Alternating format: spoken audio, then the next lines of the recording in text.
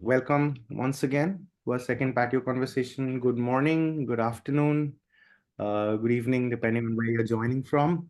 And today we are going to center our conversation around the theme of institutions, in which we have got Catherine Desai and Peter Scriver, who were very kindly moderating today's session as the coordinator and director, respectively, of the theme. And I'm going to ask Peter and Catherine to take over from this point. Very well. Welcome, everybody. I'm happy to see we've got many people joining us again for this, our second in our monthly patio conversations. So if you're with us for the second time, welcome back, and delighted to have you return. And if you're joining us for the first time, I hope you'll see how compelling these discussions have already proved to be since we began the sessions a month ago. This time, as Saptarshi has just indicated, we're going to be launching for the first time one of our 7 themes. This one is called Institutions, Colonial and Post-Colonial, and I'll just briefly gloss what we're intending to gather as a discussion point around these key words. Within this theme, we inquire into the role of structures of the state and its affiliates, as well as in autonomous organizations and networks in the processes of producing built environments. Examples, as we will see, could include, but are not limited to, the departments of public works, as we will discuss today, railway systems, building research institutes, development banks, international aid agencies, and other NGOs, institutions for the advancement of art and culture, such as India's Lalit Kala Academy and the Metropolitan Imperial Department of Science and Arts, as well as transnational missionary organizations, among many, many other possible instances of institutions, in a word. So how have such institutional agents translated power and policy into the architectures of their respective technical and knowledge domains? How might such processes have their own autonomous histories and continuities? What are the legacies, cognitive as well as constructed, in different post-colonial nation-building contexts? And as we are here, PATIO, the platform for architectural transfers in the Indian Ocean Ring, we're very interested in future sessions that we might begin to explore beyond South Asia, where we're beginning in this session with this theme to places like Kenya or Yemen, for instance, and how they might be compared with the experiences of India or Pakistan in terms of these institutional aggregations or concentrations of order and ideas and structure and form that have been translated often well beyond and outside the boundaries of the nation states that we are all, I think, interested in these discussions to challenge and to transcend. So that's the working description of this very receptive topic, we hope. And we're going to now hear from our first 2 speakers who've bravely agreed, and we're grateful that they've accepted our invitation to speak to this theme. Our 2 speakers today, which Catherine will introduce in a moment in terms of their specific biographies, are both working on the colonial public works system of British India in the late 19th and early 20th century, and working directly with the official archives, as we'll see in the first talk, and in the second presentation, looking at the actual building world in which the system within its paper culture of drawings and production had to find the hands which would actually build the buildings in question. So without further ado, I'll ask Catherine to introduce our 2 speakers, and we'll get on to the content of today's discussion. Catherine, over to you. Everyone. Thanks a lot, Peter. So our first speaker is Kairavi Maniar. Thank you very much for joining us, Kairavi. Kairavi graduated with a Master's in Architectural History and Research from CEPT University in 2024. She's currently working at CEPT as a teaching associate and as a research assistant on various projects. Her independent research interests include utilitarian architecture in 19th century India and the historiography of the colonial public works department. Her presentation is titled The Birth of Economization in the Public Works Department of Colonial India. Our second speaker, I'll introduce Esa as well at the same time. Esa Shaikh is Assistant Professor of Balwant Seth School of Architecture and an independent urban researcher. He has degrees in both architecture and urban design from Mumbai University. He's worked in practice with Bimal Patel and Hafiz Contractor and with Rahul Malhotra on Extreme Urbanism 4 and Harvard's Mellon Urban Initiative. He's the author of the forthcoming book, Muslim Neighborhoods of Mumbai, and his current project, Contractors of Bombay, highlights the work of native engineers, architects, contractors, and laborers in colonial-era Bombay. And Isa's presentation is titled Documenting the Agency of Native Civil Workers in the Dynamics of the Colonial Construction Industry. And thank you both, Esa and Kairavi, for joining us. I think, Kairavi, we'll hand over to you to start your presentation, please. Yes.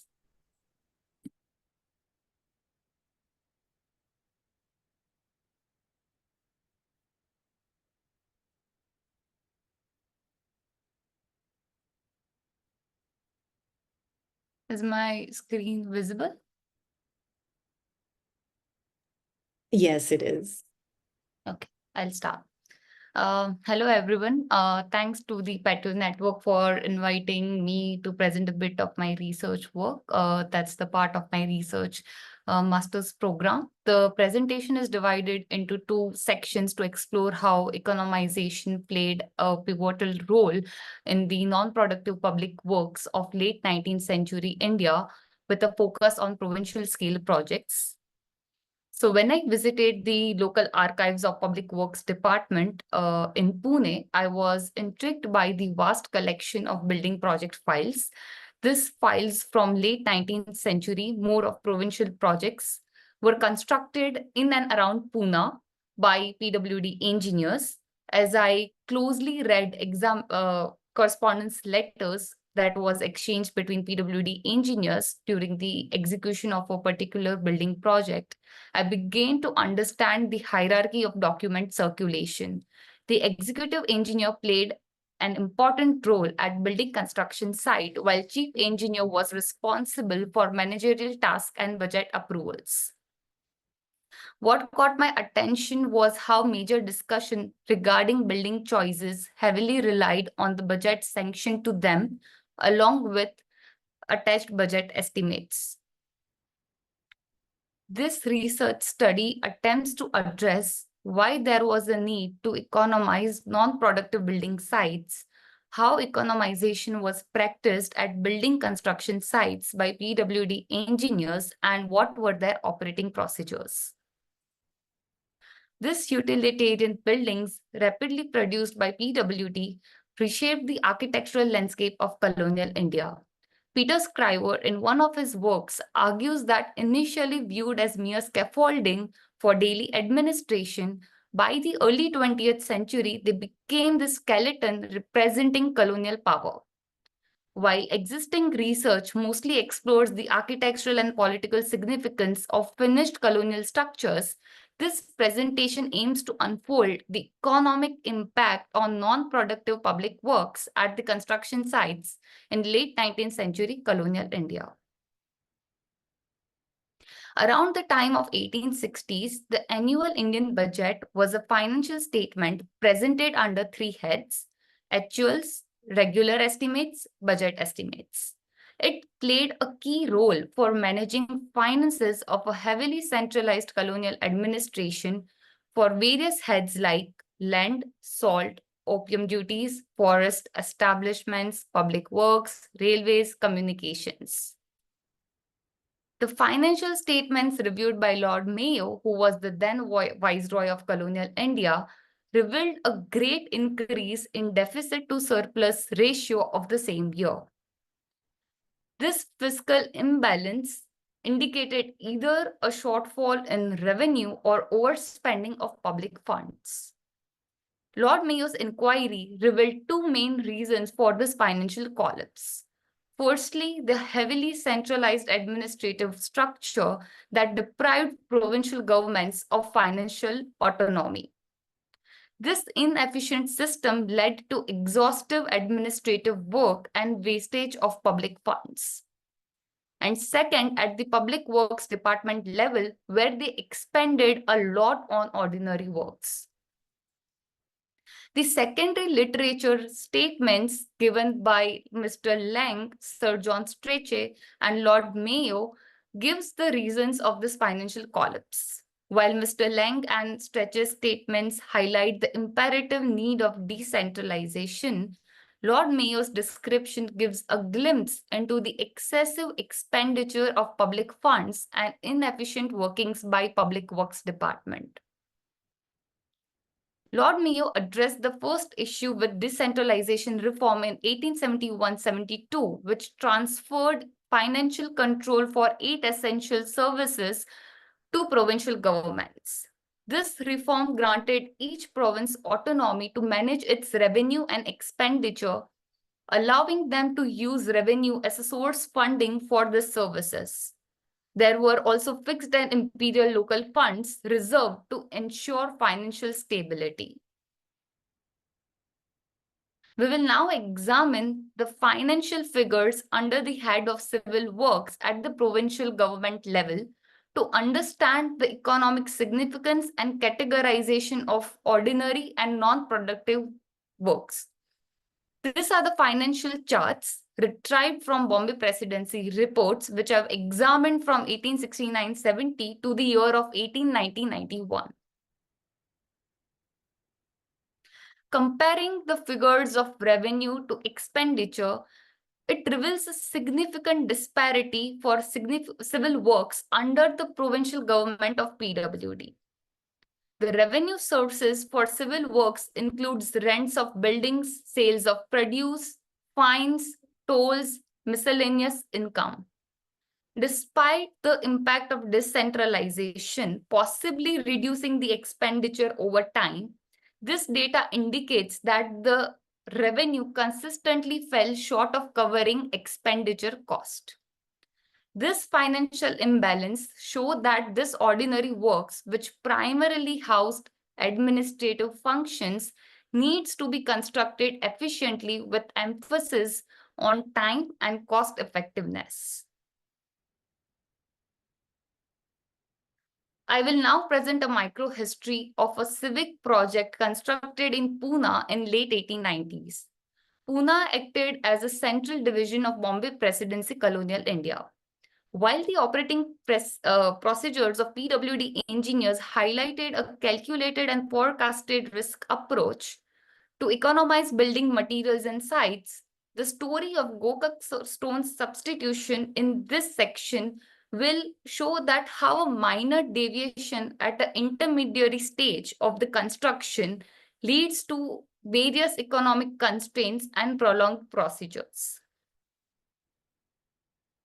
In this case, I incorporate correspondence from building project files as first-hand evidence of on-site realities. Additionally, I refer to PWD code, an official publication that contextualizes these letters. It also outlines the structured and sequential process by which sites were executed by PWD engineers. The story takes us back to the construction of water tower at State Alienation Office building in 1890. The key actors involved were executive engineer Pune district and the civil architect at the construction site. According to PWD code, the executive engineer played a crucial role in ensuring accurate drawings, preparing accurate budget estimates, and supervising site work. It also outlined the requirement to seek permission from higher authorities and approve budget estimates before commencing any construction work. The correspondences reveal that the executive engineer and civil architect realized the cornice and corbels of the water tower, which were initially seen as decorative, were structurally important later. This led to the need to replace the local Porbandar stone with a stronger alternative. With no suitable option locally available, the executive engineer obtained sample stones from Belgaum at a favorable rate and decided to quarry them from Gokak mines. The main issue arose when the revised estimate exceeded the initial budget estimate, requiring extra funds from higher authorities. I wondered why, while the executive engineer mentioned the selection to be economical, where did the budget exceed it? So now, to understand the reasons for cost escalations and further approvals, this correspondences show the involvement of chief engineer, superintending engineer, executive engineer, and also the examiner from the accounts branch. The first letter, dated October 8, 1890, from superintending engineer to the chief engineer through the examiner of accounts, stated that the cost increase in the state estimate was primarily due to the use of Gokak stone instead of Porbandar stone. In response to that, chief engineer requested an explanation regarding the authorization of procuring the stone. The exchange between superintending engineer and executive engineer shows that the executive engineer mentioned that this approval was made by civil architect and how he considered that no special sanction was needed for its further approval, as it was just the matter of alteration. Without detailed clarifications on the cost escalation, the chief engineer issued a memorandum directing directly to executive engineer to now submit a comparative estimated of the earlier and this edited one. 12 days later, when executive engineer did not respond back, he again issued a memorandum to stress the urgency of the matter and resume the construction work. In this response, now the executive engineer outlines a very detailed report in the date of 12th December 1890 and directly addresses to chief engineer. It's interesting to note that while he was asked to provide detailed comparative statements and reasons for cost escalation, the letter also shows his negligence in missing the cost related to foundation structure in the earlier budget estimates. There was a constant check on site materials and any excess was transferred to another site. The sales from this materials helped adjust internal cost. For the Gokak stone, the engineer explained that he didn't seek formal sanction because the architect had already approved and the further report was done to superintending engineer. He also highlighted the cost overruns, particularly in quarrying and transportation. Now, upon closer examination, it becomes clear that the oversight of this stage primarily falls to this executive engineer. According to specification rates and notes on work, which provided standard building specifications for PWD of Bombay Presidency, the executive engineer was responsible for managing quarrying operations and setting rates for transporting materials. The final resolution, after an official inquiry lasting over 3 months and involving every level of PWD engineers, was the granting of additional rupees 10,000. This lengthy process for relatively a small amount, probably that was a lot back in that moment, can be seen as a result of post-decentralization reforms where provincial governments were solely responsible for adjusting finances and allocating funds for their projects.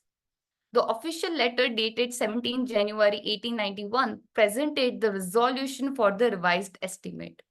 The additional funds now came from the savings reported on the grant of one of the provincial projects of municipal town within Bombay Presidency. The detailed examination of correspondence reveals a clear cause and dynamic effect where even minor deviations, oversights, or alterations at construction sites direct impacts the budget estimates. Hence, every stage was meticulously documented. The examiner of accounts branch detailed how excess funds were released, showing that while the provincial budget has its limitations, adjustments could be made by reallocating surplus materials on site. These materials could be sold and their proceeds can be credited under the revenue category.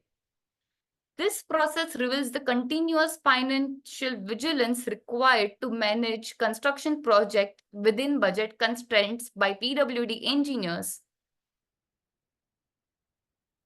It is interesting to note that the official publications by Bombay Presidency Administrative Reports presented this project as relatively unproblematic. These official reports often fail to reveal the on-site complexities of a particular building site as they summarize the progress of all projects across provincial districts of a presidency. The correspondence letters used in this study reveal the challenges of economizing building sites. This complexity is often concealed in the straightforward narrative and behind the depiction of progress by the colonials. Taking a bottom-up approach, this study suggests how the project correspondences serve as a crucial archival evidence, offering a deeper understanding of complexities faced during the construction sites of 19th century colonial India. And so the presentation ends here, but I had a few questions which we can address and discuss it further. So thank you. Thank you very much, Kairavi. That was very focused and very revealing of some fascinating things that we'll discuss, I'm sure, as we go forward. So if without further ado, I'll ask Esa to share his screen and your 15 minutes. Yeah, sure. I'm sharing my content. Also, Azan going on here, so it might be a little bit. Can you see my screen? Yeah, we can. So starting, my project is more about documentation of a native civil workers and understanding the dynamics of construction industry from British colonial area who developed the city of Bombay. The very first image what I keep is like everybody knows that this is a BMC building and CST building. But everybody also knows who is the architect of it, F.W. Stevens. But also along with F.W. Stevens, there is a name, Rao Sahib Sitaram Khande Rao, and many people don't know about it. Even in Bombay, I've asked to so many people and nobody knows who is exactly Rao Sahib Sitaram Khande Rao. My research is more about highlighting the native engineers, architects, and laborers who have contributed to the documentation of Bombay city. He was responsible for making of many icons in Bombay, specifically the Rajabai Towers, the Batley Hall, which is the University of Bombay. He was also a senior member of Society of an Architect, and along with D.N. Mirza, he has worked on the project of Taj Mahal building. He has also given his sign to complete the project.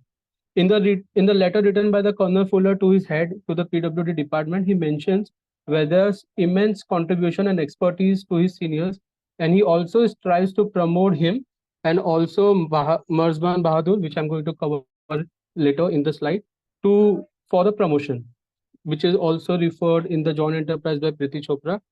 So my curiosity doesn't end here. My curiosity is explored more. I opened a page which is called as the Contractors of Bombay on Instagram, and then I began to highlight more. So the Contractors of Bombay actually doesn't start from VT station. It actually starts from a red light area of Bombay, which is called as a Kamatipura. Now, very interestingly, people think a red light area, how? And then there are few temples in red light area which are quite old. And when I went there to buy my groceries, I found out that most of the architectural element is like I've seen somewhere, like the imaginary itself. For example, if you see, this is the Pochama temple in Kamatipura, which do have a columns, which is almost something similar to the columns which are there in Victoria Terminus building. Something the cartouche of lion, which is exactly same on the GIPR office, Victoria Terminus building again. The imaginary floras. Also, the arches of the Pochama temple is very, very similar to the CSMT building. The monkey at the gable wall, the two arches. So I was just staying there for a while in the rain to get a shelter, and I asked a priest, who is this person in the in the kind of a picture. And he points out to me that you might be knowing F.W. Stevens, right? Because you're an architect. But do you know who is a contractor here? So when I was surprised, I didn't know the name of a contractor there.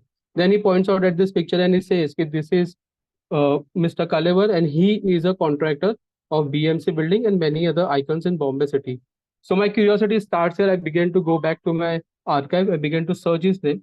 Luckily, I found 3-4 Marathi books, one Telugu book, and also BMC archive and the Gazette, which mention his immense contribution towards the construction of a BMC building, a Boribandar station, and also many other dams and the river projects. He, apart from saving a lot of money for the construction of BMC building and GIPR station, he bought a lot of material back to his place in Kamatipura and constructed the same temple with the extra material. So this is Venkuji Balaji Kalevar. This is the estimated cost, and the cost which is saved, which is approximately 60,000 at that time. Again, going ahead, his legacy was forwarded or continued with his son, whose name is Venku Beluji, and he has constructed many other churches and also the buildings in the Grand Road area. Later, we talk about the Vitthal Saina, who has a remarcation of making many other many other icons of Bombay, such as the GPO building, and also his son has contributed towards the making of Khopoli Station, Kolaba military quarters, and also the Dutt Mandir and Hospital in Thane, where and also the Royal Palace in Baroda.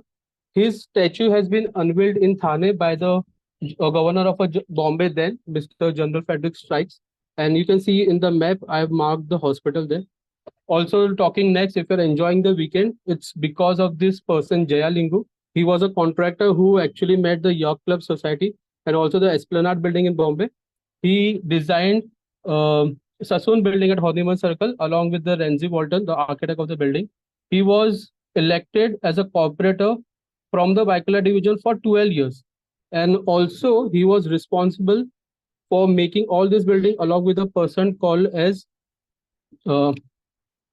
Narayan Begaji Lokande, who actually fought for the labor right, who was a friend with Mahatma Phule from Pune. And they all came together, fought with British to get one day as a holiday, and that is a Sunday. So still that long procedure of having a Sunday as a holiday is actually given by Megaji Lokande and Jaya Karadi Lingu.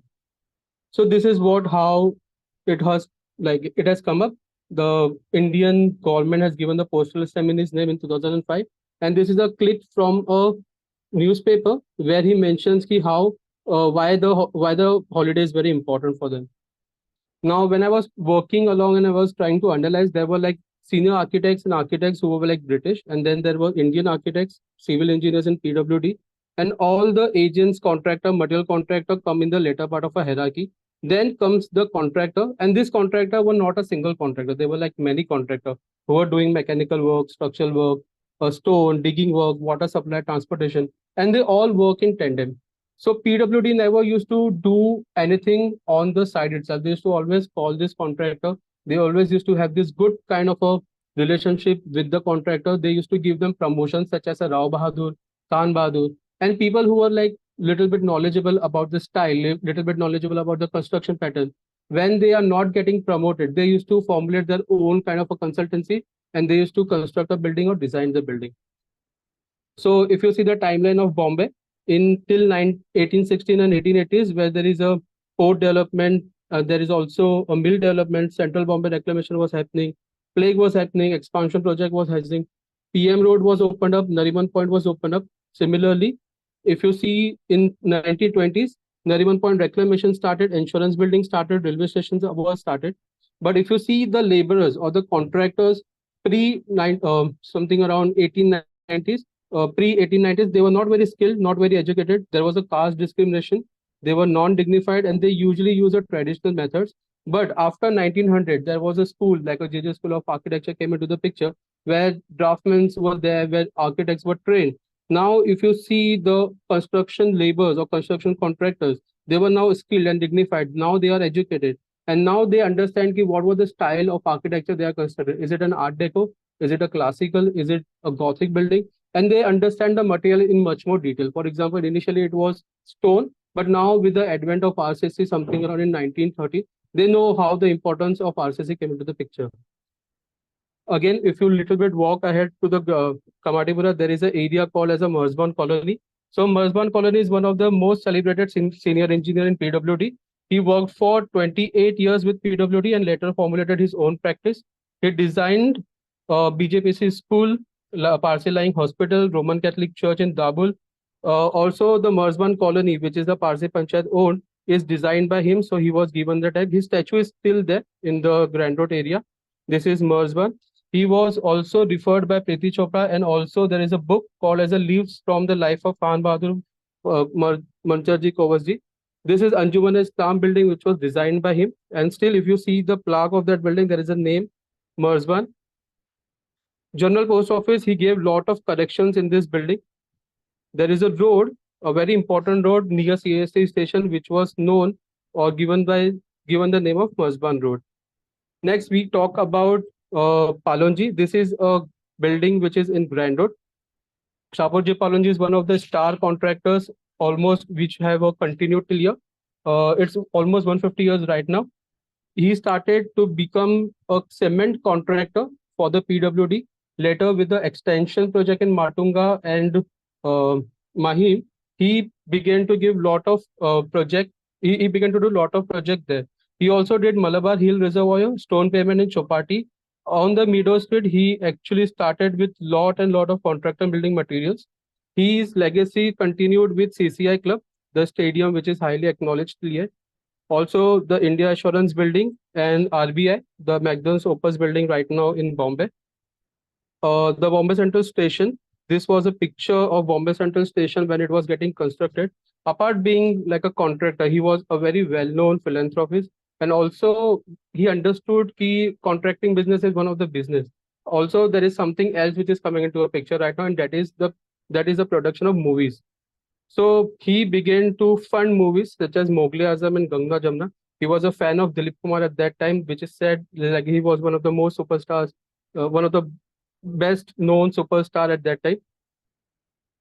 So very interestingly, I found his statue in an area called as Ratnagiri, which is something around 400 kilometers from Bombay, along with Bagoji Kir.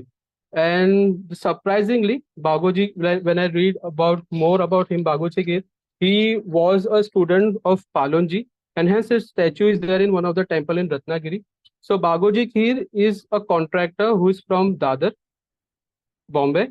There is a name of a road which is given as a Bagoji Ki Road. He was also given as a Hindu Darutva Ratna. He has formulated lot of Gaushalas and also temples in the area of Ratnagiri. But very interestingly, he constructed two of the mills in Bombay, which was something around in Art Decoish classical in the city of Bombay. But he took the same material, the same inspiration of design style and went to Ratnagiri, and he tried to design a temple which is something like this. So I was very curious to understand how this is like a neoclassical element, architectural element, like Art Deco element can be seen in the building itself. But when I went inside, if you see all this thing, it has been brought from the Bombay, which is installed in the temple in Ratnagiri. So inside it's the same. If you see the Empress Mill, or if you see a little bit of neoclassical building in Bombay, it's something do have a Corinthian leaf like this. The column top is something like this. Even the birds or even the animal which is supposed to be in column is like something which is taken from Bombay to the Ratnagiri. Now I was reading a book called as a History, Culture and Indian Cities by Rajnarayan Chandravarkar. He says from Ratnagiri there were 70% of the people who were coming and working in the mills. So the connection happens this guy is also like bringing lot of people, making his own chawl, allowing mill people to come and stay inside. So hence the architecture has flown out from here to back to the Ratnagiri. This is exactly how the temple looks, which is very interesting to see again. The next, again, the celebrated contractor called as a Tejukaya. Still his name is there, and also his office is still currently working. He has made lot of bridges, because the concept of bridges was not taken by either GIPR, nor the BMC, nor the PWD. They always want to hire someone who can come out and they can construct their own kind of with their experience, because PWD was not going to take responsibility if the bridge falls and all. And making a bridge on top of railway, which is in a working condition, was very difficult. Even Tejukaya's says the S bridge completed in Baikala in 1913. Before redesigning the bridge, they observed the spot for a day and then proposed the design with a matchstick so that the bullock carts can be easily maneuvered around or across the train runs beneath the bridge. So something like this. It has been given lot of slope so that easily your bullock cart can maneuver around. He has other works, something called as a Curry Road Bridge, which is made by him, Mahalakshmi Bridge, Kasturba Hospital, and also the retaining wall. At the time, lot of extension work was going, reclamation work was going. The radio clip and also the steps leading to the monument, the landfill and the wall of the coastal marine drive is designed by him. If you see the Queen necklace, the picture below is actually designed by him. This is a mill which is constructed by Tejukaya.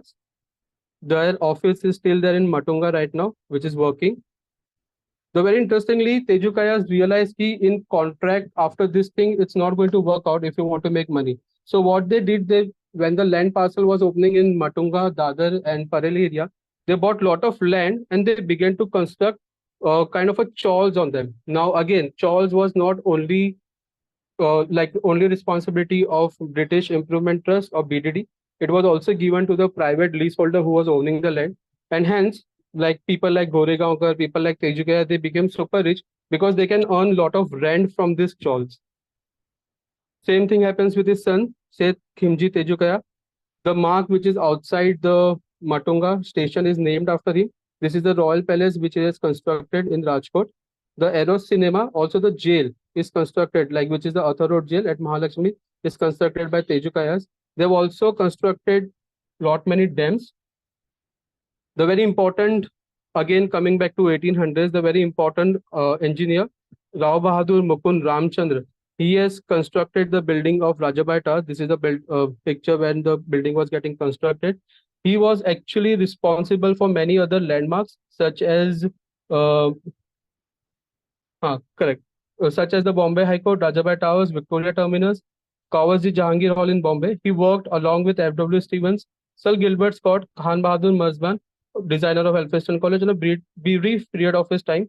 He was again considered to be one of the senior most position in PWD, and he was responsible and he undertook the responsibility of Rao Bahadur tag.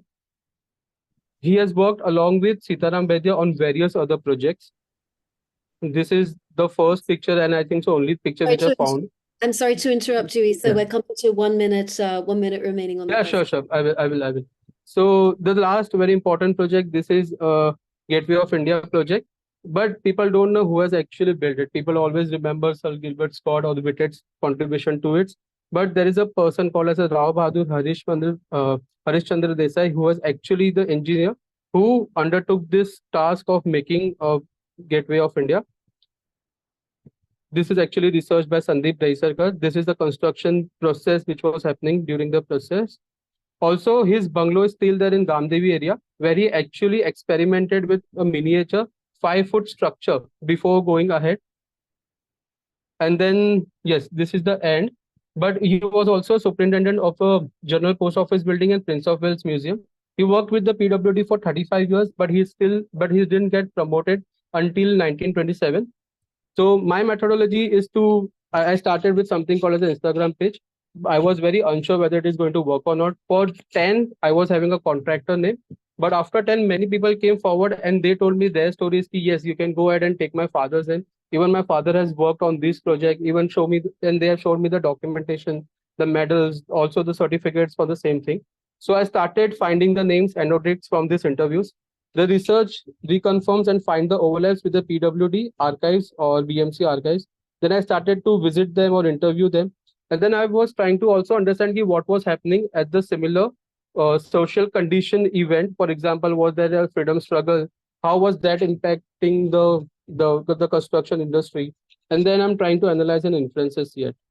So this is how I'm trying to progress. Also, it was there in the picture at the Instagram page. Yeah, that's it. Sorry, I have to cover something around 60 slides in 15 minutes. Thank you so much, Esa. It's fascinating. And I'll just share with the audience that I had the pleasure of meeting both of you a couple of months ago and seeing some of those images on site, which I'd love you to have you talk about more once we've had a chance for Dhiraj to give his response. But I'll ask Catherine to just introduce Dhiraj now, our respondent, to have the first word in response to these two wonderful short presentations. Thank you, Peter. If you can just give me a second.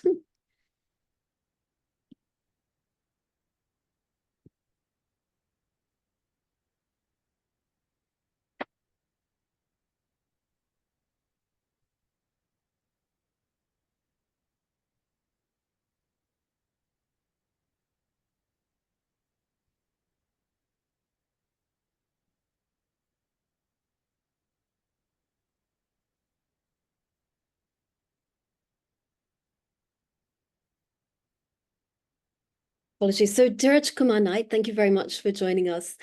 Specializes in the history of well-being, labor relations, skill formation, and entrepreneurial initiatives. He's a social science scientist at Ambedkar University, Delhi, and a senior research associate honorary at the Center for Social Change, University of Johannesburg. He pursued his advanced studies and research career in New Delhi, Johannesburg, and the Linnaeus University in Sweden. He was a Sashikawa Young Leadership Fellow in Tokyo Foundation, a postdoctoral fellow at the University of Johannesburg, and postdoctoral associate at Linnaeus University.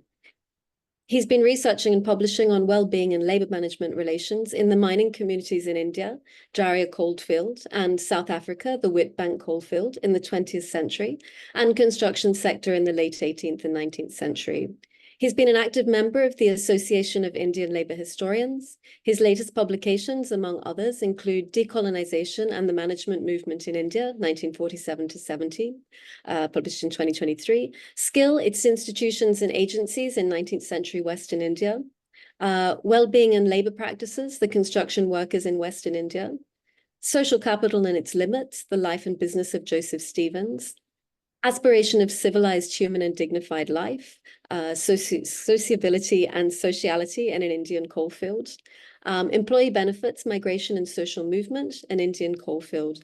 He's currently working on two projects, Skill Formation and Welfare Outcomes in late 18th and 19th centuries India, and Well-Being, Power and Public Reasoning in India and South Africa.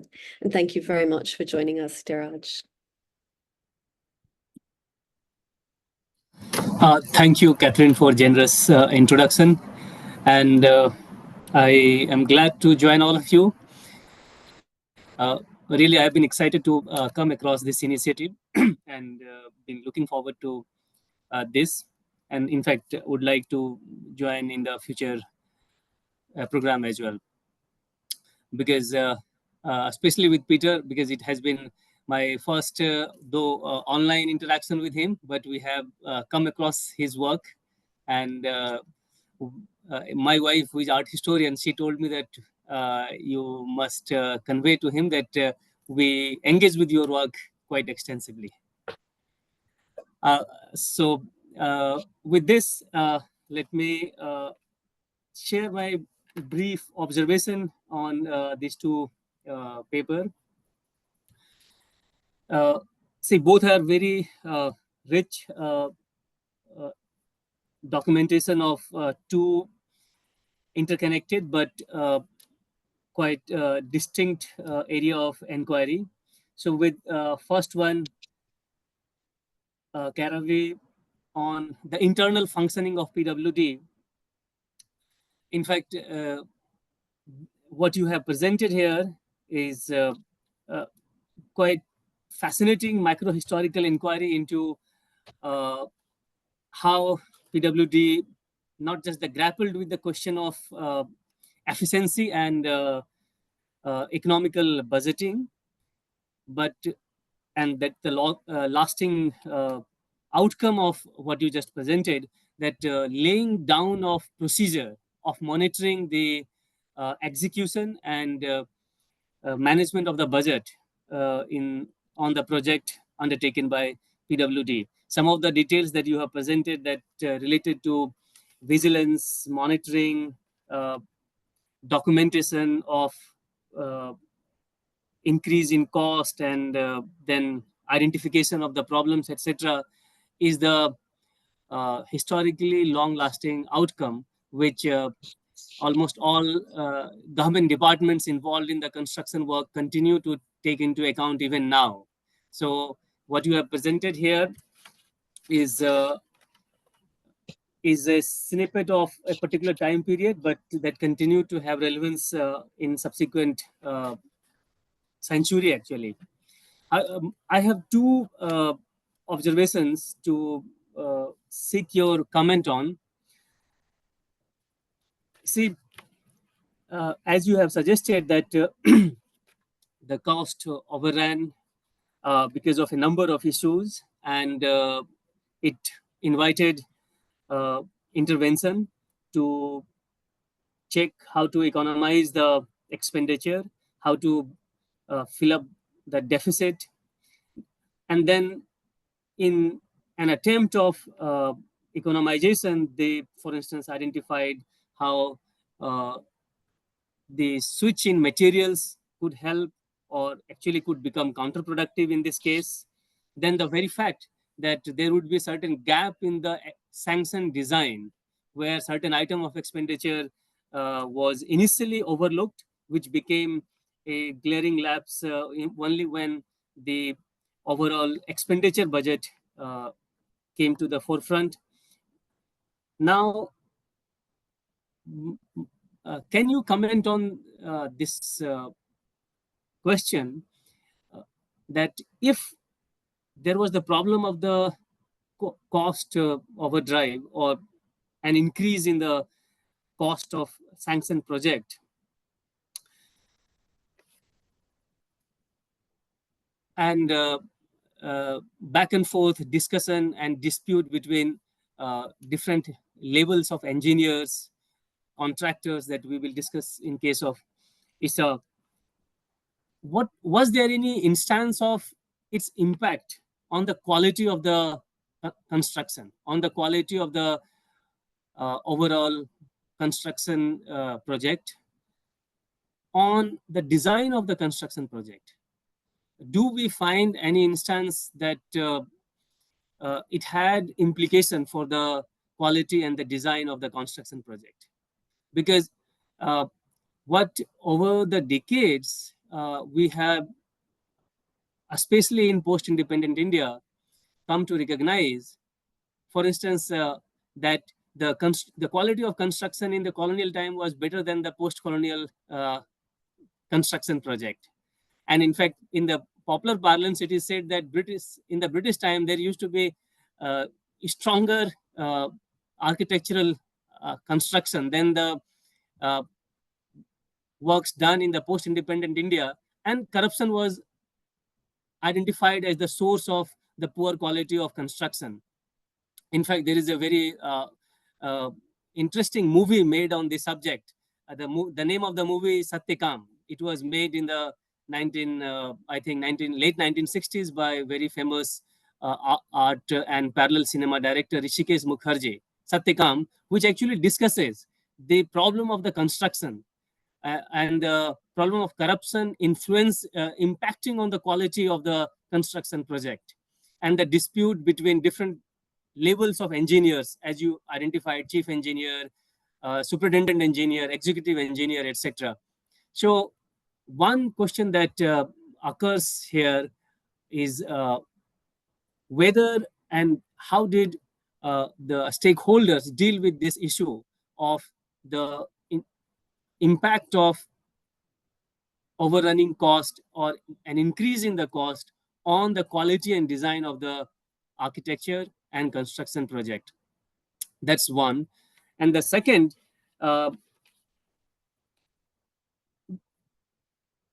if there was some discussion on this issue of managing cost on one side and maintaining the desirable design and the quality on the other hand, what kind of conversation occurred?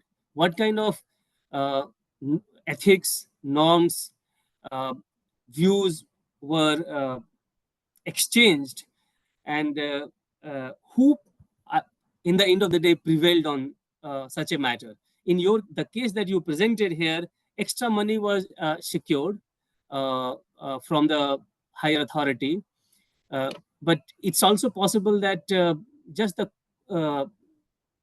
who prevails in the decision making hierarchy, and accordingly either the fund would be procured or the possibly the quality would be compromised. I am referring to this fact, something that I observed in my own study, and I have written on that.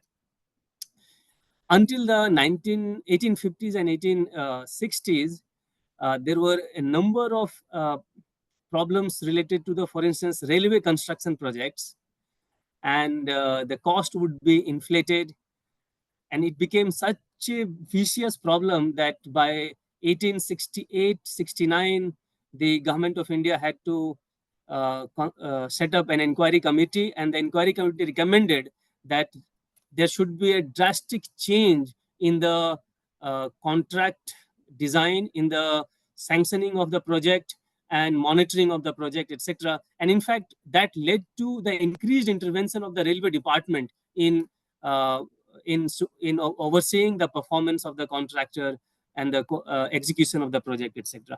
So you can help us through your comment and archival sources to illuminate some of these issues. To the second paper by Esa Shaikh, what you have presented here is nowadays celebrated as a post-colonial history writing, where the role of native contractor, native engineers are being restructured and juxtaposed with the celebrated roles of British engineers, European engineers, European contractors, etc. I would definitely highlight this fact that you are absolutely spot on in underlining this fact that native contractors at the bottom of the hierarchy played the most crucial role in execution of most of the colonial projects. And what you have done through historical anthropological inquiry, as your method indicates it, a fascinating documentation of such less known native contractors. What I am also fascinated by your observation, although I suggest that it may need some qualification, that how these native contractors began to receive some training from professional institutions which came up from the turn of the 20th century. And as you mentioned, a deadline from possibly 1900, 1901 onwards, some of these contractors were passed out of professional institutions, and consequently, they were better trained in architectural design and the engineering skill of construction, and it helped them to assert their respectability. That is the term that you are using. Actually, this is what some other scholars have recently also pointed out. I hope you are familiar with the work done by Amanda Langillo. Amanda Langillo published a book this year. The title of the book is Pious Labor, Islam and Technology. One of the chapters is on construction, and she shows that many mestris who were the master artisan in the construction sector, and some of them were contractor also, they began to assert their respectability from the late 19th century and onwards.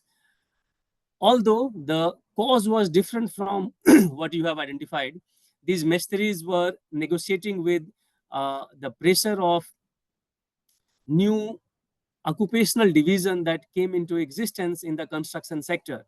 Now, institutionally trained civil engineers were becoming the superior professional group within the construction sector, and they were pushing down the importance of mestri, who were traditionally the highest professional group in the construction sector in pre-colonial India and the early colonial till the early 19th century.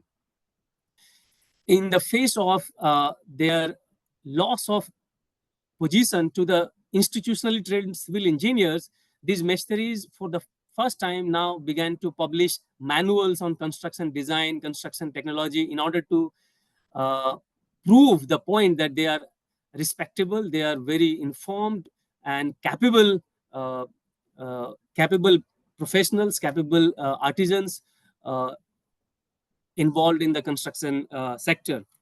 So now, when we focus on contractors, and on one side, and on the other hand, we have laborers consisting of respectable artisans as well as unskilled laborers. So can you reflect on this, the scope of social, economic, technological exchanges between contractors, native contractors, and the working people whom they used, whom they hired and deployed to execute the project. The second question related to the same, that I like your point where you suggest that the native contractors left their imprint on the design of the architectural design, and you showed that how in some of the cases they brought about new classical touch to some of the buildings that they constructed. Now this is this shows that architecture designing and execution is not just the technological activity, technological performance. It is equally a socio-cultural performance. This is very very revealing finding that you have brought to us, that how execution of architectural design and project is equally a socio-cultural performance, where the native contractor involved in execution could bring their own socio-cultural imprint on the design and on the construction monument. If we find such a situation, then can you help us also to know that how did these contractors negotiate their position with the PWD engineers, with the PWD bureaucrats for whom they were supposed to execute the sanctioned project? Once again, do you come across, or is there a possibility to document the dispute or exchanges over the design and quality of the construction project on between PWD bureaucrats, who were mostly engineers on one side, and these native contractors in the middle, and then further down the line the working people who consisted of artisans and unskilled laborers. So if you help us illuminate this issue, it may help us also to write the history of why did some native contractors significantly succeed in their enterprise, whereas we may have history of some other native contractors who could not succeed. For instance, Jan Kerr, the history of railways in colonial India, in his book The Engines of Change, compares two railway contractors. Both were the natives. One was a Parsi contractor in Bombay, and the second was a Muslim contractor in Lahore. The Parsi contractor in Bombay succeeded because of his strategy, because of his ability to negotiate with the PWD bureaucrat, whereas a Muslim contractor in Lahore that he has studied failed, and because of the same issue of a strategy and ability to negotiate with the government officials and PWD officials. Your discussion possibly may help us to do a similar exercise in case of Bombay. If you comment on how did they negotiate with the PWD bureaucrats on design, on quality, on their effort to bring their socio-cultural imprint on uh, architectural site that they were building up. So with this, I stop here. I look forward to responses from both of you. However, I must say that both presentation help us to fill a significant gap in our study of these two subjects that they have tried to cover here. Thank you very much. Well, thank you very much, Dhiraj, for very rich and multiple really driving questions with reference to some fascinating recent literature that I think we'll all want to try to connect with. So I'm conscious that we have reached officially the end of our first hour, but we're clearly motivated to continue and ask as many of our audience to stick with us, because we do hope after the speakers have had a chance to respond, at least in part, to these many really thought-provoking questions, we may hopefully have time to make time to welcome a few more questions from our audience.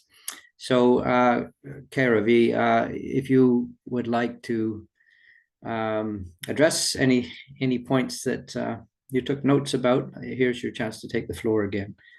Thanks. Thank you so much, Dhiraj, for the questions. I would like to address the first one. So if we want to see how the architecture transformed during the colonial period, which was like over 200 years, I feel we should start subdividing in terms of time period. Like we see that PWD was established around 1855, 54, 55 in India. And after some time, we see a uprising of revolt in 1857. As per my understanding and knowledge from the secondary literature, say what Mayo, the Viceroy, states, around the time of 1860s, he states that the Public Works Department inefficient was in terms of the estimates were 100% wrong, the design was faulty. We also need to see that at that times, the people, like the employees who were within PWD were most of like military engineers who were at the higher authorities playing their major role within PWD.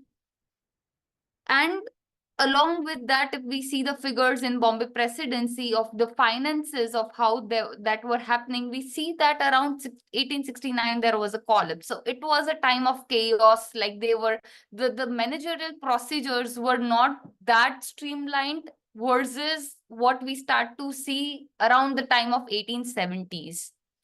I feel that is the period where lots of things were happening. Like within PWD, we start to see the official publications like PWD Code, which was specifically designed for the engineers. Like they had really, outlined that these are the responsibilities of chief engineer, first class, second class, superintending engineer, till the subordinate level, right? And another official manual was standards specification, which was kind of giving a guideline that how do you start the procedure of foundation till building it up. Within that manual, you also see schedule of rates. So if you are kind of building a structure with stone masonry, what would be the cost of the stone? What would be the cost of the labor? Like it was very detailed. Now, if we really start to understand this language, we see that this is the time period when there is some effort from the public work department, from the government, to streamline the procedure, to bring, everything within budget, not to again see another financial collapse. 1870s, we start to see an effort of streamlining and kind of bringing everything, consolidating the procedure of the construction. So the question that you said that did that, like if the cost overrun and there was a shift in the material choice, was there any compromise in the quality of the construction? As per my knowledge, reading correspondence letters, not just of this project files, but around of this time period from the PWD archives of Pune, I think after 1870s, there was a attention given to building construction also. There was not really a compromise, because I feel the executive engineers, the subordinates, the assistant engineers who were recruited had a really good knowledge of local materials. And if not that, what would be the alternate options? And for that, they had to really go through the examinations. And there are certain, we found examination papers of the subordinates and the assistant engineers, and they were really asked the handwritten, like they had to go through oral examination, they had to go like written examination of 3 hours. Of they were given some time problems, if you have to come up with this building or you have to alternate the building material choice, how would you do that? And then they were recruited. So we see that there is some sort of, a very methodical procedure in recruitment also, in construction also. Also, this was the time period, as per my understanding, that the civil engineering department came within PWD department around the time of 1870s, probably 1874, but I might be wrong. But also in India, the civil engineering course started. So I think there are multi dimensions that it's connecting also to the building site, the education, the recruitment, and also, and so to say that the letters, the official publication, there was a streamlining effort of, bringing everything in a linear level, but also no compromise at the construction site. This is what I understand. For the second question, the discussions between the engineers, I feel the ethic, the words, the norms, the views exchanged. Reading the correspondence letters, the language of it, you see there was some sort of a hierarchy, right? While the executive engineer was proposing certain options for the alteration of the material, the chief engineer was looking into the matter because he too had a knowledge of it. But again, the authorization of releasing the extra fund or something like that was at the top level. So to my understanding, there was a clear hierarchy given to within the PWD department with time. And for an example, executive engineer and chief engineer cannot communicate directly unless there was any urgent issue. Like over here, earlier we see that superintending engineer was playing as a mediator because he is the one who will kind of communicate between the two. But when the matter gets urgent, then there was a direct communication. So you see that lower hierarchy cannot communicate to the higher hierarchy. Also, here we are just seeing the characters of this, which are in the official publications. But then the PWD department also extended till the draftsmen, tracers, which you will not see the working profile of it in the PWD codes. So it's kind of a very complex hierarchy that we also need to still understand, and lots of gaps within the PWD department also of the colonial period. I think I hope that I answered your question. So yeah, that's it. Thank you. Thanks, Kairavi. I mean, I'm sure we could go much further with many of those details, and it's reminding me of many of these same questions that came up to me decades ago that are now fresh again and unanswered, which your work is certainly showing new light on. But I'm keen to get Esa back into the conversation now, because they're such an interesting interweaving, from the complexity of the internal tyranny of the correspondence and the hierarchies of communication there, to the really interesting questions that Dhiraj has put to Esa about, how were those external instrumental contractors in the building world, actually communicating with the PWD that was commissioning the work, etc. So maybe you pick up the discussion now, Esa, and shed some more light. So I think so Kairavi has answered like many queries before me itself. So yes, there was a friction between the PWD and the contractors. Also, even I came across while reading the letters, while reading the receipts, the change in language. For example, sometimes PWD was very strict about understanding what was the material is being bought, how much the quantity of a material is going to use, how it is going to be fixed, and who is going to be fixed, right? And sometimes they were very lenient to the contractors who already had lot of experience, such as contractors such as Baguji Ki, Sayana, and Elapa Alaram, and all these people were like has been doing work with PWD. So PWD is little bit lenient in terms of writing a letter to them, or sometimes the receipt is not, I have seen, like correctly formulated. Otherwise, for the newer contractor, they were always very strict to understand ki how the process is going to go on. Secondly, I will again answer with the anecdotes which I found out. So the question was like, what was the design of construction? How is it going to get impacted?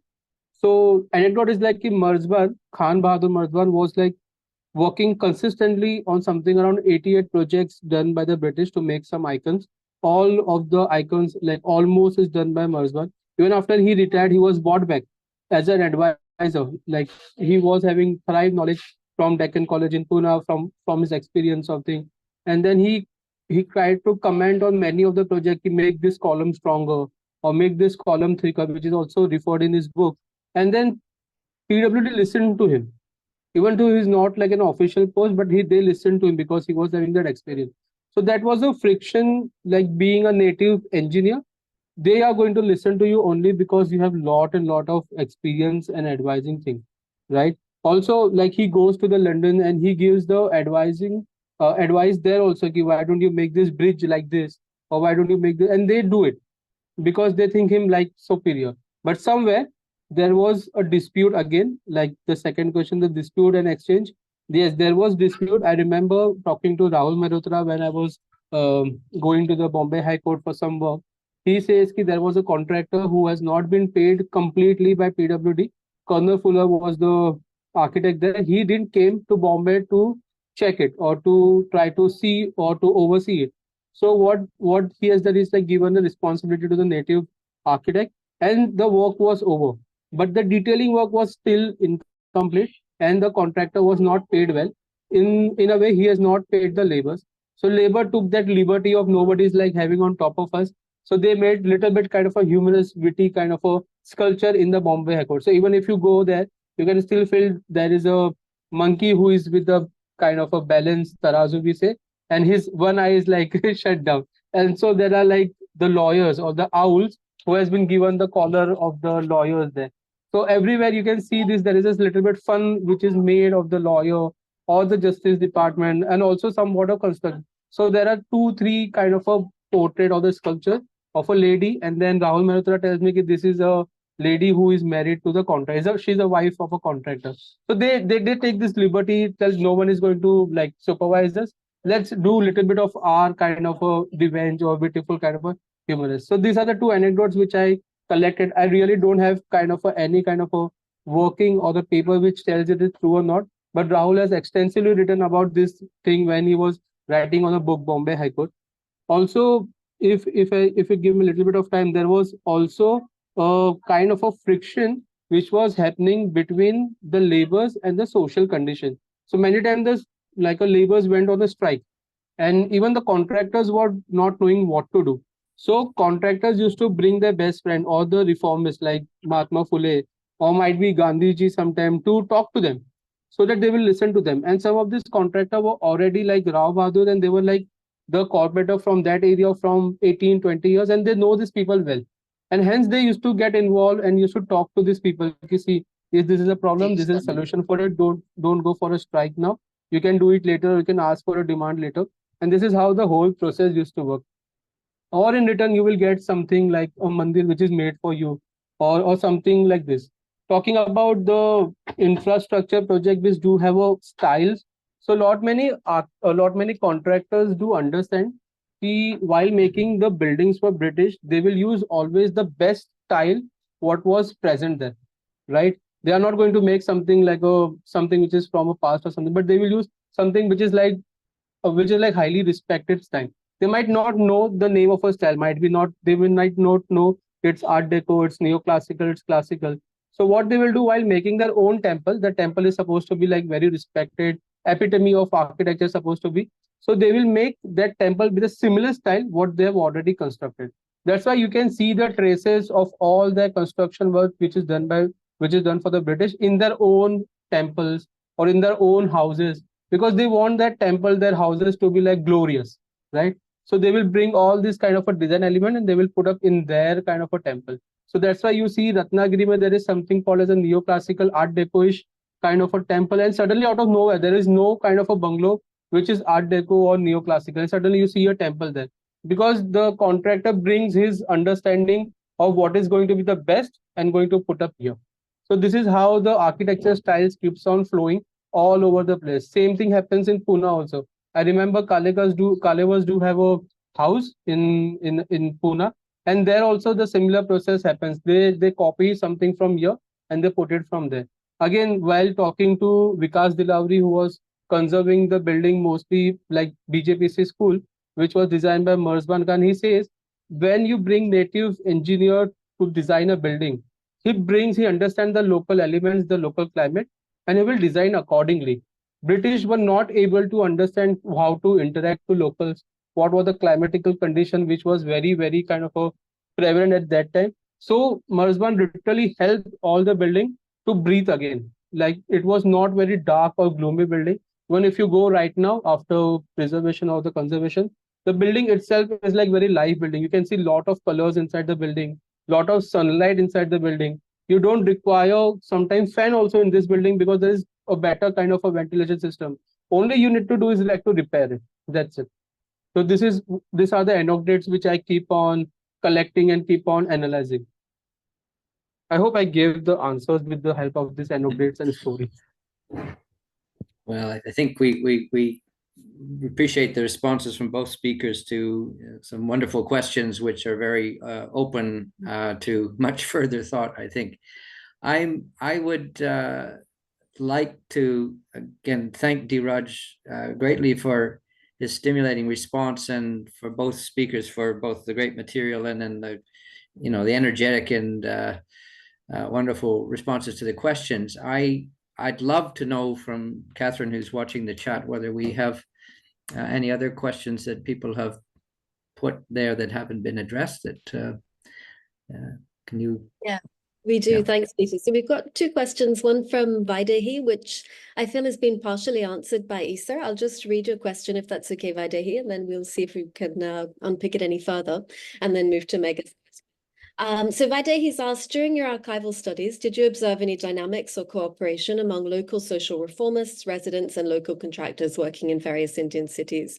I guess we're looking here again at social relations. I feel, Esa, you've partially answered that in your last question. Is there anything that either of you would like to add to this? So I just wanted to add a little bit. There were, I think so, people from Pune do have a lot of influence here, even from Kolhapur.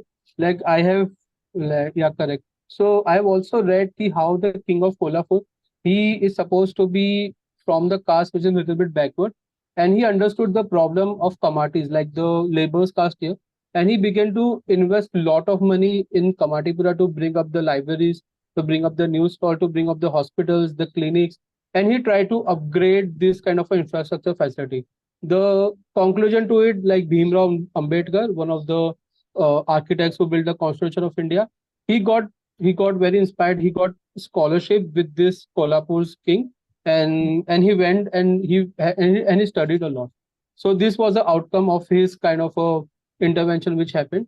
Also, people from Pune like Mahatma Phule always used to come here, used to talk to the people in Kamatipura, used to talk to the laborers, used to talk to their wives about the education, about the sati, the remarriage, everything. So these were like going hand to hand because there was always a caste barrier thing. He also opened a temple. I'm not having like kind of a paper or documentation, but somewhere it is written on top of a temple that it was opened by Phode, which allowed all the people from the lower caste to go and access it. Initially, there were like a caste discrimination which was happening. Only upper caste was supposed to go in the temple. But these reformists, these people from other cities came to Bombay and they opened this dialogue to have the opinion which can be other castes which can go to the temple. Yeah. Thanks, Esa. Vaidehi, I've asked you, invited you to unmute if you'd like to respond any further. I see you've said in the chat that the question is answered. But yes, please unmute if you'd like to add anything to that. The next question, and thanks, Esa, for the answer. The next question we have is from Megha Chandinglas. I think Megha has been cut off the call, but I'm going to read the question so that we can take it up in any case. Again, it's a little bit related to sort of social relations or professional relations this time. So Megha says, would be very interesting to know if relationship between these paper cultures and building cultures, what was the interaction between these worlds like? So I guess, yeah, I think Kairavi has probably partly tapped into this, looking at the idea that there were certain hierarchies in the way that you could communicate. But would either of you like to add anything to this question? And then I'll also open it up to anybody who'd like to put their hand up or type. I'm still watching the chat to see if there are any further questions.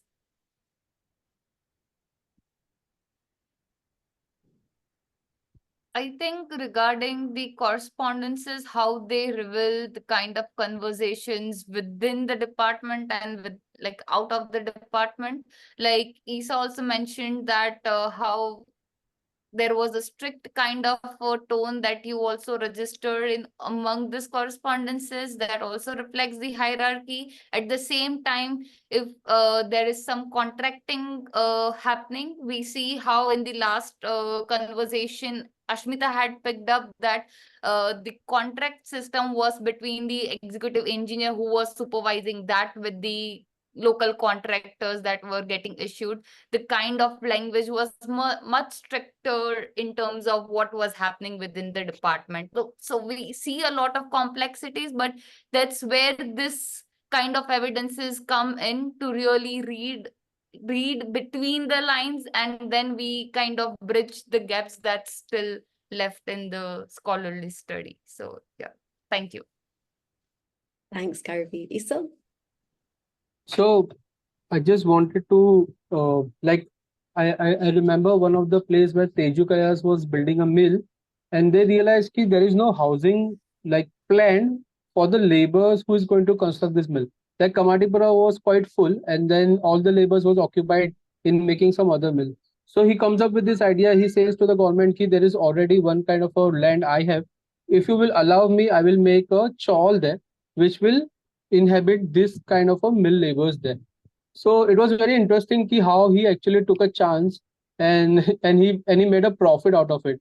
Like he was a contractor making a mill, now he's like providing a housing. So he's actually expanding his business, but at the same time, he's also thinking about the laborers there who is going to work there, who is going to stay there, who is going to finish the mill.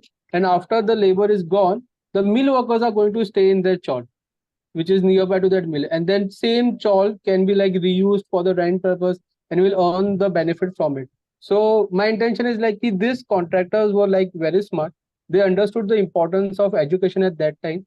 They understood the importance of how to talk to the seniors who were British and also how to talk to the juniors who were like native laborers and to provide them whatever they need, right? Even if the British government is not going to provide it or the policy is not devised for providing them something, they are going to come in middle and they are going to provide this labor the basic like housing, the sanitation, and hence they were like a mediator between these two kind of a frictions, which was like working on their own sphere. So this is this is just like a story which I wanted to tell. This is what my analysis is more about. Thanks, Esa. I think Saptashi, you'd like to respond or add something to that? Yeah, I just want to come in with something a little laterally for both the speakers. Thank you, firstly, Esa and Kairavi, for those fascinating presentations. I was wondering if you'd both like to reflect a little more explicitly upon some of the methodological sort of implications that you were suggesting through your works on the writing of architectural history, because in Kairavi's case, we do see that the document or the correspondence is the site of building practice, and I think that that was very exciting. And you're sort of suggesting that there is another way in which we start. I mean, instead of starting with the physical building site, we are starting with the site of the archive and moving towards, even with the questions that Dhiraj has raised about the quality control and the management of the execution. And Isa, in your case, I think what struck me is the the power of the anecdote, and the kind of, even though there is a fragmentariness to it, that it has these stories and sort of gaps within it, but still the historian's practice, or as you've taken an anthropological method also partially, is managing to maneuver those gaps and tell us the story. So I was just wondering if you would like to push those methodological interventions that you're making further in your work, and if you had any thoughts on that.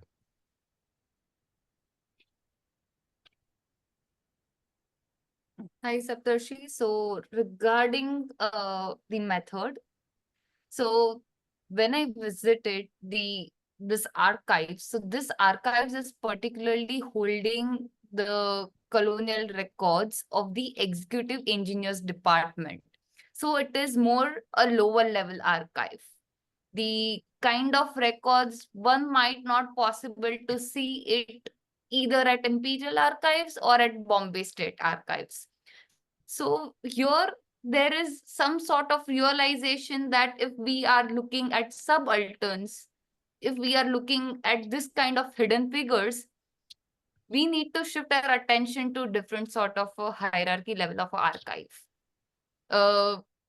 My kind of engagement with the local state archives of Pune, it revealed lots of details. Like right now, I just mentioned the correspondences that highlighted the upper kind of executive level PWD engineers, but this archive also held up labor reports. You see thumbprints of the laborers. You start to see different sort of materials that kind of questions that, okay, if we really want to bring out the profiles of subalterns within the PWD department, say draftsmen, tracers, or the laborers, we need to start looking at this sort of nuances, like probably studying the thumbprints of their, the records, not just like the official publications like stating what so happened. So we need to also see different kind of records, not coming from the official narratives, probably coming from downward end, what was happening really at the site. We also see the records not in the English language. We see the local language also there in the archives. So probably the shift in the attention of the archives and reading in between the lines, questioning that, I think that sort of really interested me. And probably this is kind of which will take me further also to question more about, the colonial architecture. So, yeah. Thank you, Kairavi. I think the question of vantage is very important. Yeah. So for me, Saptarshi, like the question about doing a research was not very formal initially. It started just like, stories, ki what I see, and then who are these people exactly. So when the first I was like in Kamatipur, I was like, ki this story need to be told to people. Otherwise, other people will always feel ki Bombay is like made by British, only British. And then it's like dhire dhire I came across so many people in like a Marathi newspaper, Telugu newspaper, and then also so many of the books which write about it, like Manohar Kadam's work. Subhanshi's Kadam's work, and also so many kind of a works like. And then I realized that this needs a proper kind of a introduction. So I formulated kind of a Instagram page, like very kind of a informal things to do. Then I told few of my friends, like one of my students, she said, "Ki I will do the sketches for you. Don't worry about it." And one of them said, "Ki why I will write it for you. Don't worry. You just formulate ki all your research work is in the line." And then it was there on the Instagram for few days, and then suddenly it was there in the newspaper. And then people began to message me, ki, "Why don't you publish our grandfather's work also? Because my grandfather has worked on this project and I have a document." And I was like, "Very good. Come on, please share." And then I began to collect this whole kind of archive where, see, I don't have too many people to work with me, not so much of time, but like this keeps on progressing. And then I found few of the books. Then I found many of the people who are talking on this subject in the different cities, and then contacted them. And little bit, like after 2 3 years, this grew. And like now, so many people keep on messaging me. I have to like first cross check with the stories, first try to understand in which limit they are talking about, which time zone they are talking about, what exactly were there. And like, they were like, sometimes they have only fragmentation of it, sometimes they have only anecdotes. So we need to also analyze key, what is the oral history which you're going to take ahead, what is the oral history which you're going to leave it, is it correct, is it wrong, or it is just said to the family, or they just wanted to glorify their grandfathers or something.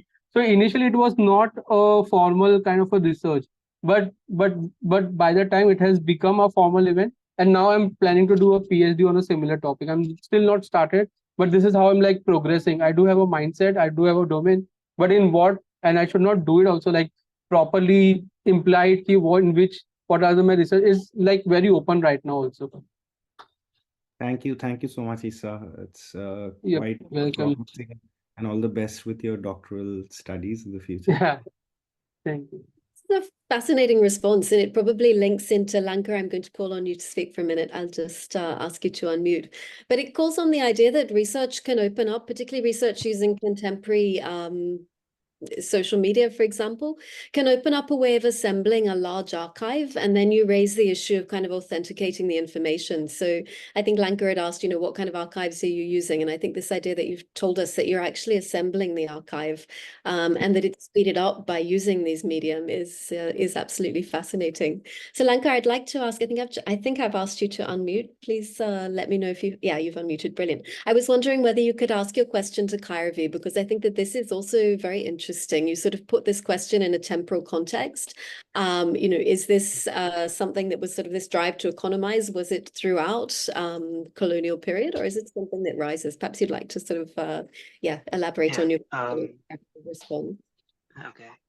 So my question to Kairavi was mostly whether economization was like a novel imperative that emerged in the 1860s or in 1869 specifically.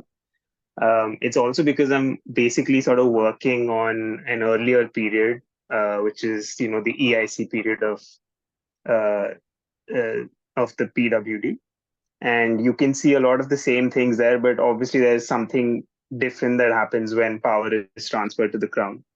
So anyway, I mean, it was mostly a rhetorical question because you can see that the British are very stingy with their money, even especially in the EIC period, and so it's proven by several sort of macroeconomic accounts, like if you sort of see the expenditures, the revenue versus expenditure of the East India Company, and then compare it to the sort of expenditure they have on public works. But especially in the EIC period, they're also they mostly take on public work if the locals put together a subscription, or if there's a donor that has agreed to sort of fund construction. So all of this is to say that is to ask Kairavi, what exactly was novel about the economization that happened at that point.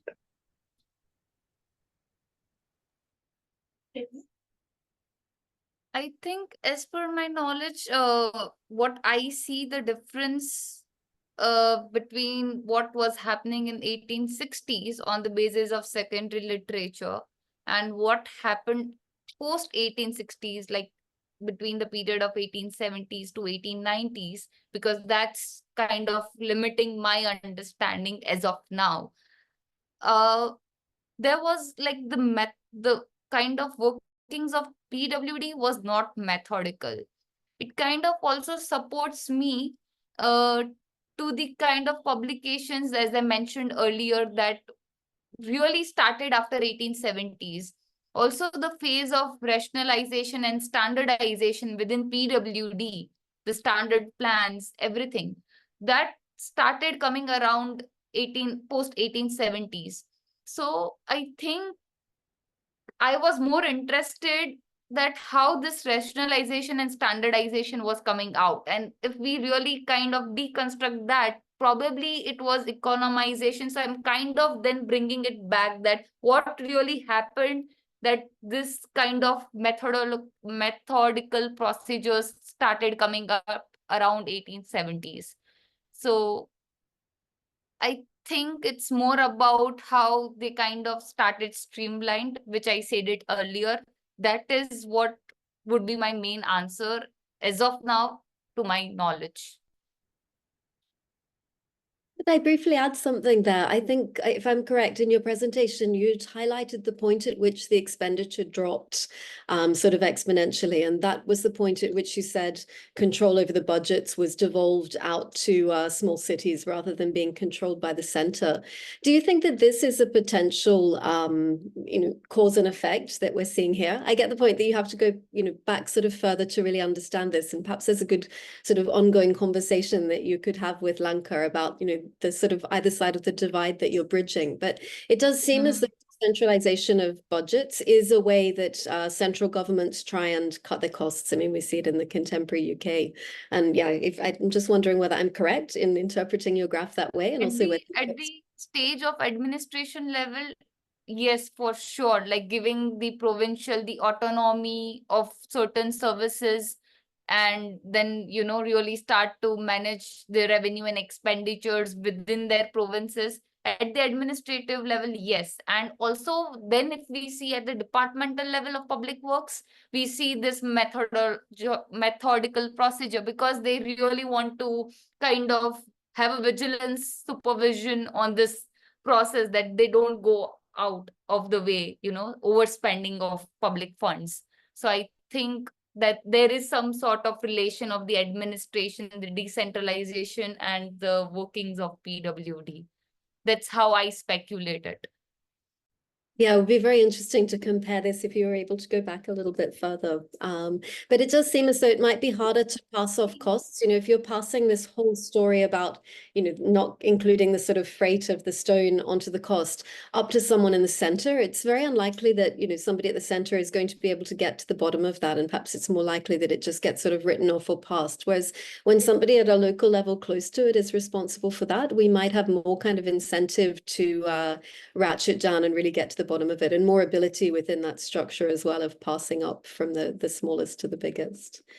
Thank you very much for this question, Lanka. I think this is really interesting. I just wanted to ask Dhiraj and Peter whether you'd like to sort of respond back to any of these points. Otherwise, I have one small question, but I'd like to call on others, please. Dhiraj, I defer to you first as our respected guest. If you had any rejoinder you would like to make to all the things that have been said in response to your original questions. Thanks.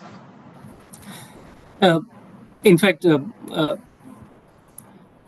responses are definitely helpful to pursue an inquiry into those questions that I posed here, and partly helps us to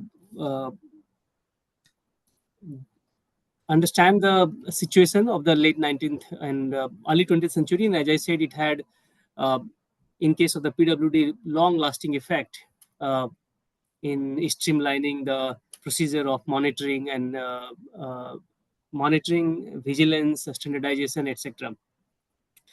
However, I think that there is a larger research project also out there on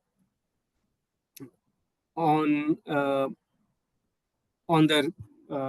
exchanges between different layers of engineers within the PWD, the contractors responsible for execution, and the cost and quality.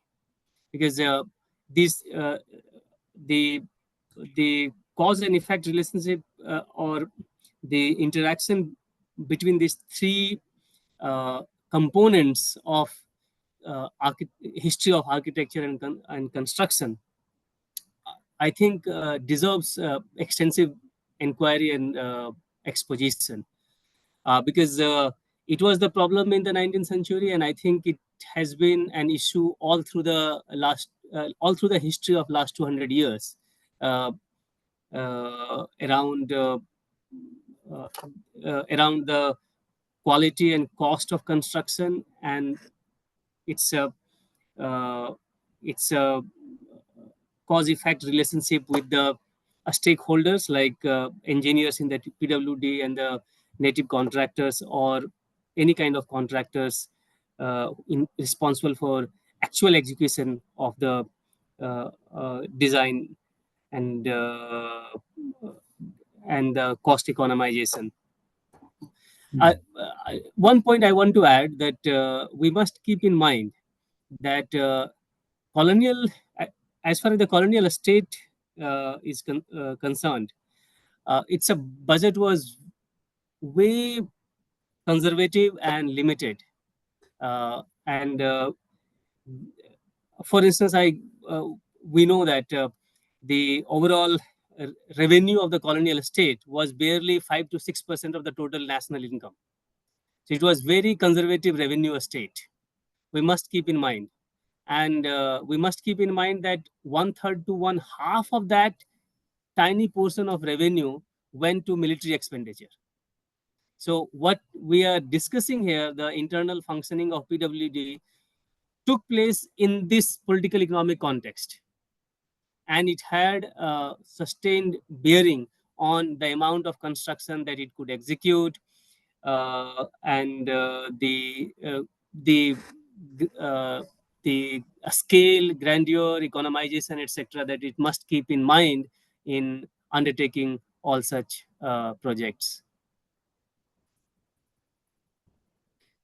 Okay, fascinating additional points there that you're.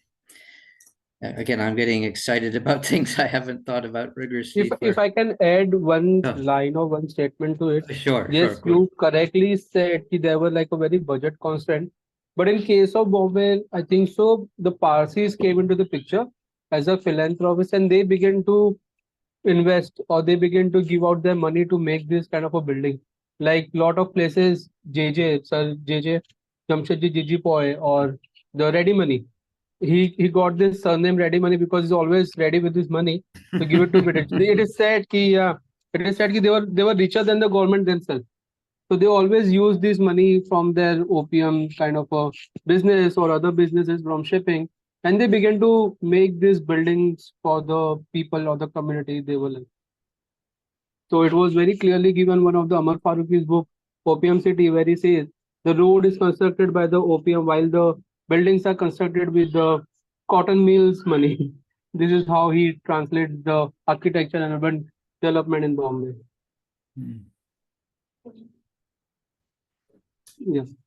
I would just like to add to the state of the discussion we're at here is that yes, we've seen the sort of the two poles of the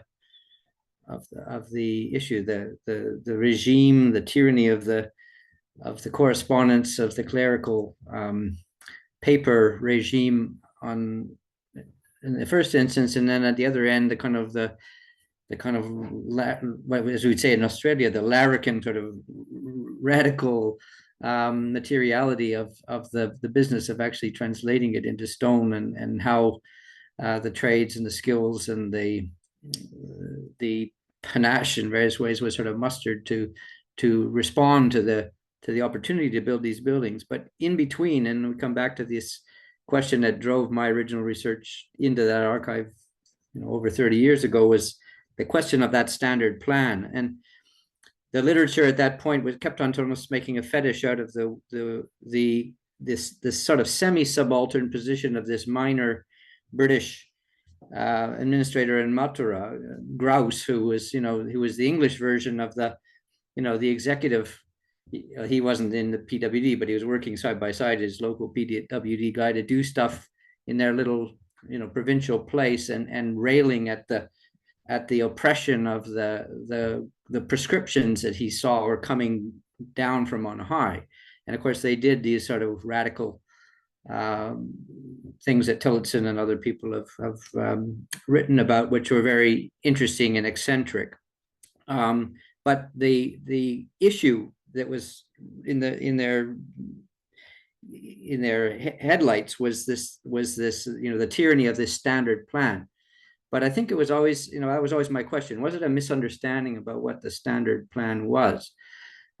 This is, back to when Sarah's not with us today, but, the tools discussion, this device of a template that is not a specification. It's not the quantities. It's not the legalistic terms of the contract that we were talking about so carefully last time. But at the same time, it's not a fancy drawing. It's this really mean basic outline, really, that has almost nothing in it. It could be drawn and traced with almost no skill by a very semi-skilled tracer, as they were called in the department at that time, which becomes a sort of literally a template. At least that's still my working hypothesis. How is that mediating between what gets actually built and what gets actually imagined, but controlled absolutely from the ledger, from the accountants, and it was the estimators, what we would call an accountant today, who were the most highly paid people in that middle hierarchy. They had a much better scale of pay than the drafters and other people. But that drawing, that template, which the system as it matured became ever leaner and meaner,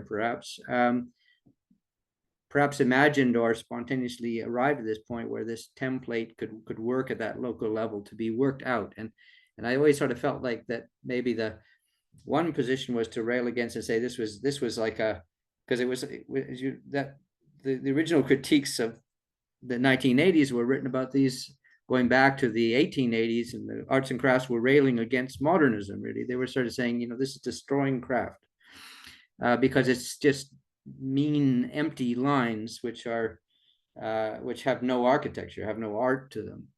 But the counter proposal is whether this is just sort of a way in which at the local, everything can happen. As long as that is the kind of guideline by which the rough cost control can be managed and predicted, so that there is none of that very expensive correspondence that you talked about, Kairavi, going up the chain, that took weeks to be answered, and then it came back with paragraphs of semi-useless prevarication about details that the people higher up, as Catherine just quite rightly pointed out, couldn't actually know how to work out, because it was a local matter that would have to be refined with regard to local things. So I think it's a fascinating. We need to come back to the drawing as well, to the template, or the so-called plan, the standard plan, as something that is perhaps unique from the words, the numbers, and all the other devices and tools that translate things into actual buildings. So that's a long comment, which I'd like everybody to translate back into a question. This is so exciting to sort of see that this work is still going on and getting refreshed at this point. I'm also very conscious of the time. So Catherine, I'll leave it to you to kind of manage your final words, and maybe anything else that needs to be said from the audience who's still with us, at least part of it. But it's been a fascinating almost 2 hours, so we probably should anticipate closing down. Thanks, Peter. I just wanted to, and if anybody has any last questions, if you could raise your hand on Zoom or pop a comment in the chat, and I'll come back to you. But I just wanted very briefly to pick up, and I feel that Peter and Dhiraj, in a sense, you're both honing in on the same sort of area, and I think it's something that we haven't really discussed, which is the object of the building and who is actually responsible for the presence ultimately of that object. And in the sort of negotiation between design and budget and making, we've talked a lot about budget and making, and perhaps not so much about design, the act of design. And I'm thinking that this sort of raises, your research, both of you, raises interesting questions about the split between design and making. And of course, if we go back to the Renaissance, then, you know, one person was kind of responsible for managing both of these acts involved in bringing the building into being. And so it's comparatively easy to make the trade-offs and decisions that need to be made. I mean, it's a simplification, but in principle, the person making the building was also responsible for designing the building.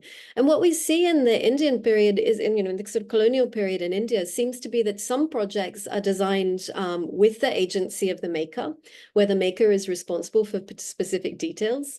So Isha, I was very interested in the temple that you showed, those 3 wonderful capitals, and I was wondering whether, you know, who is responsible actually for the detail of these and the sort of figurative elements within these.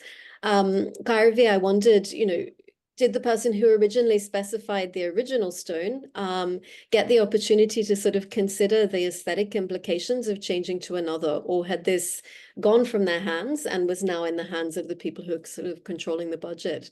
But this, you know, this idea of the maker having agency over the actual detail of the design is something that diminishes, of course, in the 20th century. The last example I know of is Vidhan Sudha, where I've come across some newspaper articles, interviews with the masons who built the domes, who said that they were responsible for their original decoration. So all the domes are kind of different.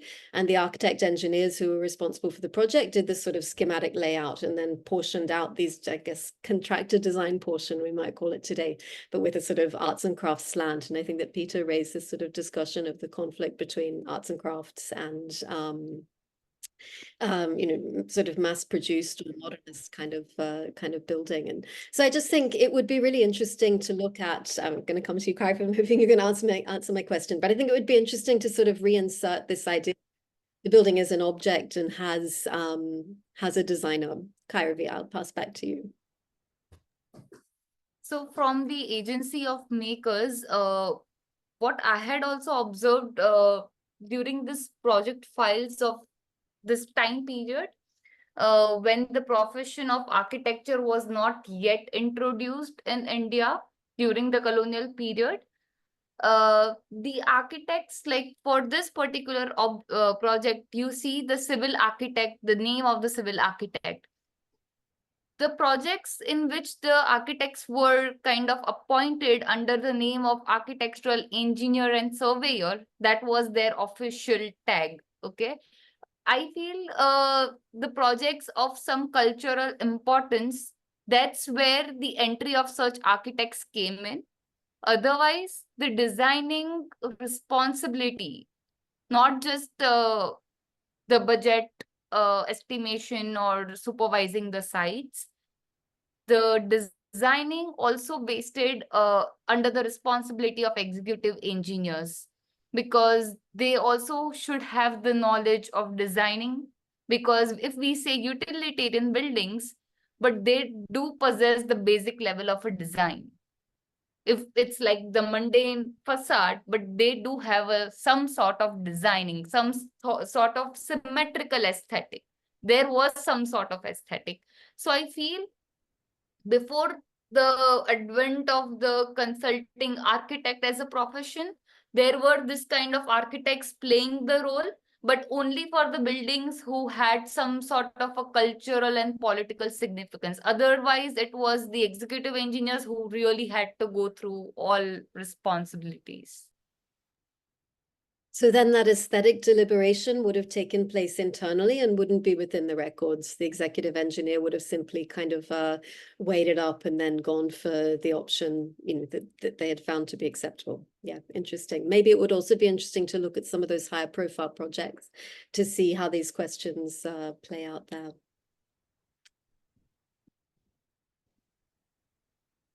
Okay, do we have any last questions or any last comments, Peter? Maybe perhaps I can pass it back to you to sum up and finish off. I think we had just a couple of minutes out of our 2 hours.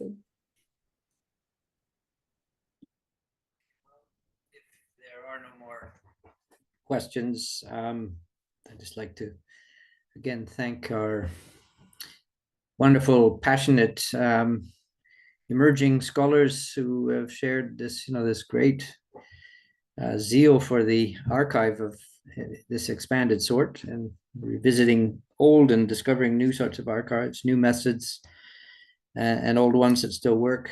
I'd love to, I'd wish to thank Dhiraj as well for his very astute and focused comments on work that I understand, we know he only encountered really fresh with perhaps many of our audience for the first time today. But it provokes some great insight through your own fascinating work, which I'm very intrigued to look into myself. These questions of labor and process and agency, which I think all of us who work on the built environment, realize are constantly brought together in the making of the environment around us, and the occasional extraordinary icons, but more often than not, just the built environment around us. So from Esa's talk, I was also really thrilled that we got the sort of infrastructure in there too, and some of these rather remarkable and important pieces of infrastructure in Mumbai that we didn't really know, who made that, but we discovered that was part of the story too. So without spinning it on any longer for now, I'd like to bring this to a close with thanks to all concerned, but also to our audience for sticking with us for a framework which we said would be 1 hour. It's now becoming pretty obvious that we probably need to declare these things are going to go on for longer, because they really are conversations that are really, really taking off in I think, very productive ways. So by all means, come again. And we had earlier on Dhiraj, yourself, we're hoping to have you present your own research at one point in our prospective list of speakers, but you spoke about one of the important works, the book by Amanda Lazilo, who we're actually hoping to have speaking in, I think, 2 sessions from now or somewhere later this year. We've been in contact with her, and so we're indeed bringing the participants into the discussion, and very eager to have them have the stage and share with us their own questions, and extend this real-time research that we're doing virtually around this substantial piece of the planet we're covering. I'm also very like to promise that we're aiming, I think, even in our next session, to begin to embrace the western side of the Indian Ocean rim with some African content, which is of great interest to some of the organizers in the background of PATIO in our current work. So please come again. These meetings will be happening regularly as we hope, and as we've initiated, on the second Thursday of each month.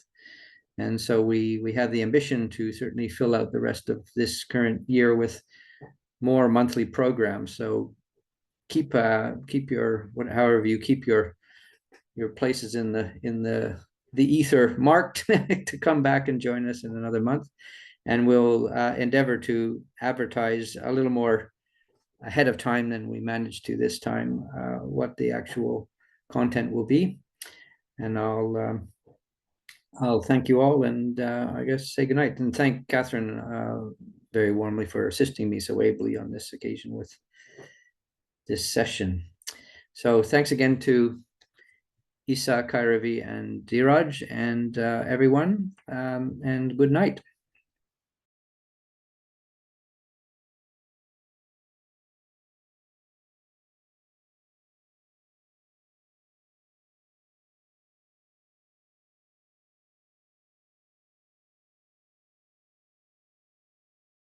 Saptrishi, you are on mute if you think so.